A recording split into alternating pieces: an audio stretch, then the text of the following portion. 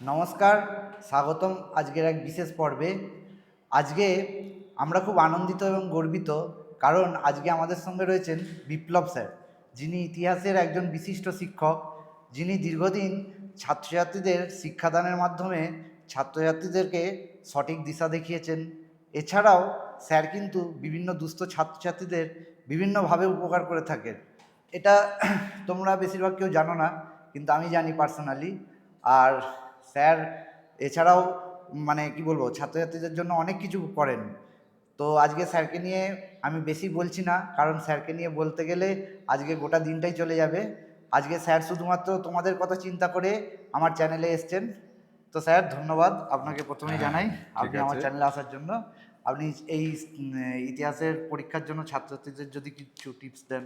আচ্ছা, ক্লাস 12-এর পরীক্ষা।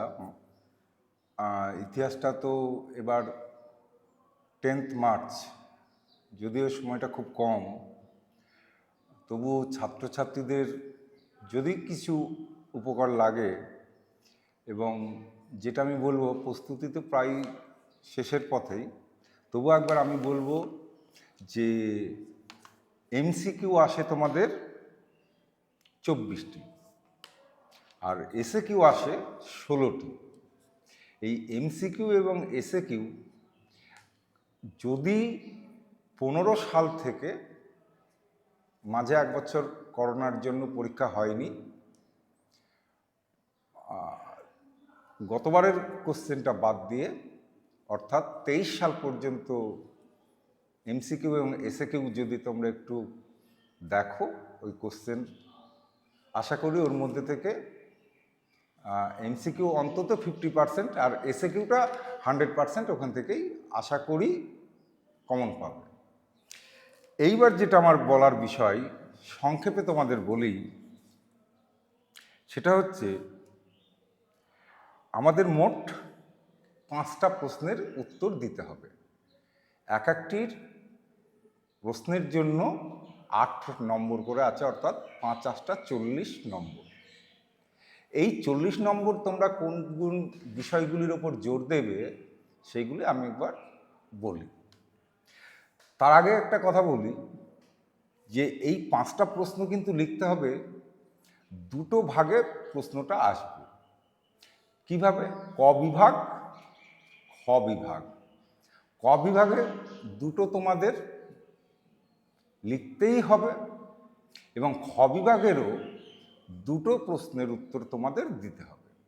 আর একটি প্রশ্ন যে কোনো বিভাগ থেকে তোমাদের দিতে হবে। এই হচ্ছে মূল বিষয়বস্তু। এইবার আসি, তোমরা প্রথম চ্যাপ্টার যেটা আছে অতীতকে স্মরণ, ওই চ্যাপ্টার থেকে আমি বলবো তোমরা কিংবদন্তি এবং পৌরাণিক কাহিনী খুব ভালো করে এদের সংজ্ঞা, বৈশিষ্ট্য এবং এর গুরুত্ব, এই 3টি জিনিস কিংবদন্তির করবে এবং পৌরাণিক কাহিনীরও করবে। দ্বিতীয়টা যেটা বলি, যে ইতিহাস লিখন পদ্ধতি বলে দেখবে ওই চ্যাপ্টারে আছে, ওইটার উপর একটু গুরুত্ব দেবে। এইবার আসি দ্বিতীয় চ্যাপ্টার, বিংশ এবং ঊনবিংশ শতকীয় বিশ্বের সাম্রাজ্যবাদ এবং ঔপনিবেশিকতাবাদ।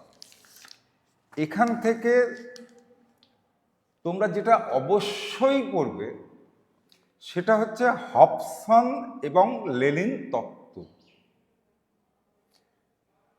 1 নম্বর কি বললাম? হবসন এবং লেনিন তত্ত্ব।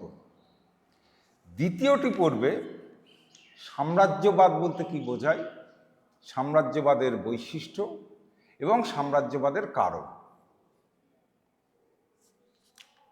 আর এইবার আসি তৃতীয় চ্যাপ্টার থেকে।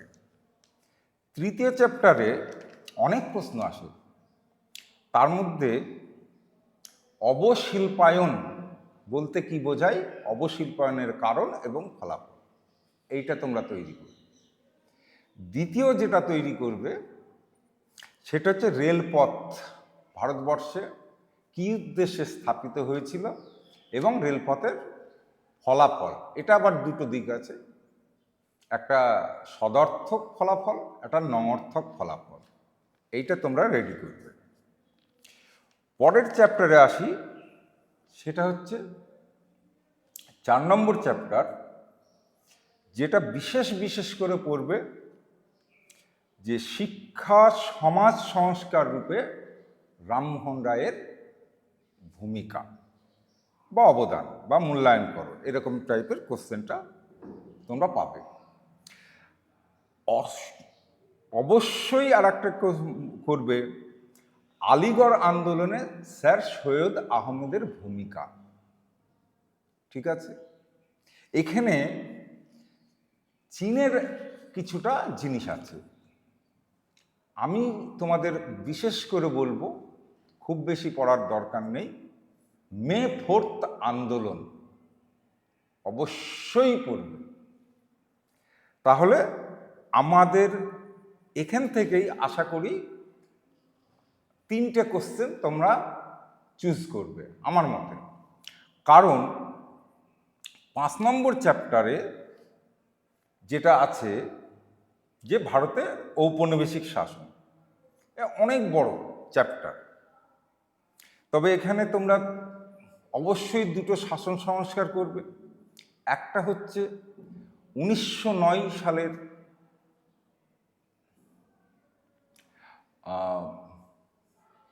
যেটা হচ্ছে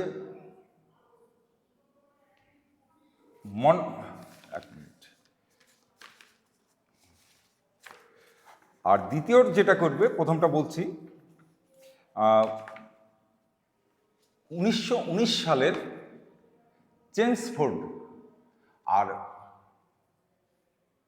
মন্টেগু, যেটা হচ্ছে মন্টেগু চেমসফোর্ড শাসন সংস্কার, ওই বিষয়টি করবে। আর একটা করবে সেটা হচ্ছে দলিত এবং আদিবাসী আন্দোলন। এটা গেল।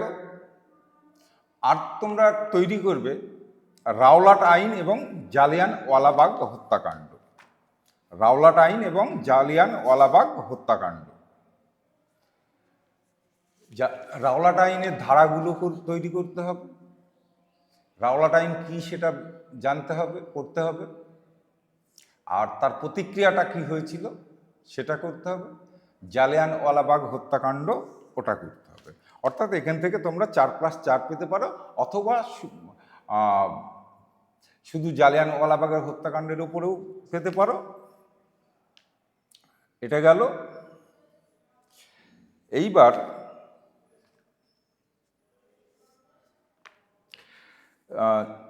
6 নম্বর চ্যাপ্টারটা, 6 নম্বর চ্যাপ্টারটা গুরুত্বপূর্ণ তোমাদের কাছে।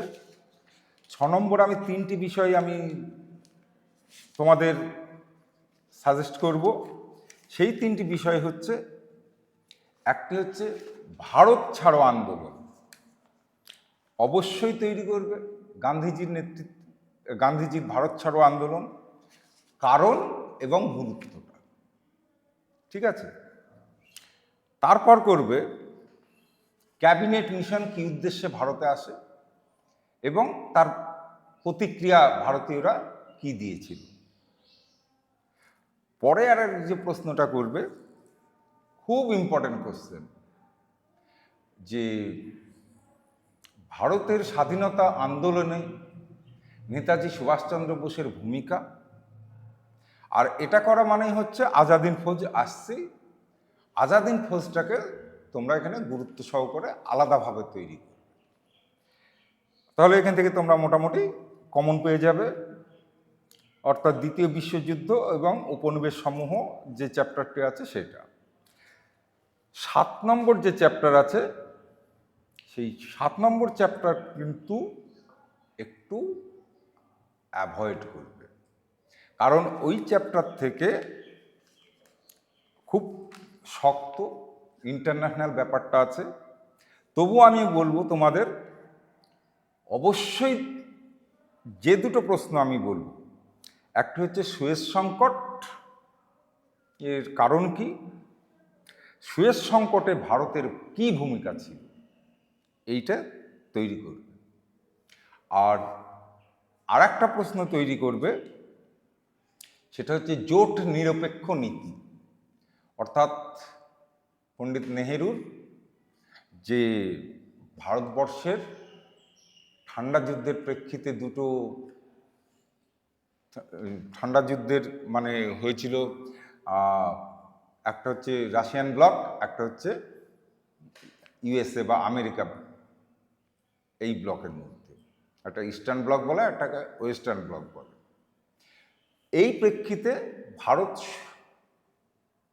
এর প্রধানমন্ত্রী জওহরলাল নেহেরু কোনো জোটে যোগদান না করে একটা নিজস্ব বিদেশ নীতি করেছিলেন, সেটা হচ্ছে নির্জোট। অর্থাৎ পরবর্তীকালে এই জোট নিরপেক্ষতে অনেক দেশ যোগদান করে।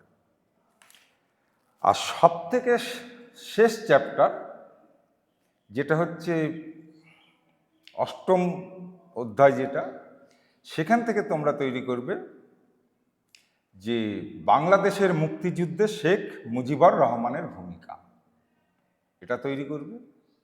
আর একটা তৈরি করবে যে উপনিবেশীকরণ, বা এটাকে উপনিবেশীকরণও বলে অনেকে। হ্যাঁ, এর কারণ কি, এর প্রভাব বা ফলাফল, এইটুকু তোমরা করবে, তাহলেই আশা করি সমস্তটাই চলে আসবে। আর বেশি কিছু এখন দরকার নেই। আর তোমাদের যেটা বলবো সেটা হচ্ছে, যদি জীবন মুখোপাধ্যায়ের টেক্সট বুক যদি থাকে, তার যে পিছনে যে অনুশীলনী যেটা আছে, সেই অনুশীলনীগুলো খুব ভালোভাবে দেখে যাবে। ঠিক আছে, ওই প্রশ্নগুলোর ভিতর থেকেও অনেক কিছু থাকে। আর তো বলার নেই, এই হচ্ছে বিষয়। তো এইটুকুই থাকবে স্যার হ্যাঁ। ছাত্রছাত্রীদের জন্য। হ্যাঁ হ্যাঁ হ্যাঁ আপনাকে অসংখ্য ধন্যবাদ, ছাত্রছাত্রীদের কথা মাথায় রেখে আপনি আমার চ্যানেলে এসেছেন। আচ্ছা। আর কি বলি, আর ছাত্রছাত্রী তোমরা ভালো করে ইতিহাস পরীক্ষাটা দাও, স্যার কি কি বললেন সেগুলো ফলো করো। স্যার বহুদিন ধরে এই শিক্ষাদানের সাথে যুক্ত আছে, তোমরা তাই স্যারের কথা অক্ষরে অক্ষরে পালন করো, দেখবে তোমরা একটা ভালো রেজাল্ট করবেই করবে। Thanks for watching.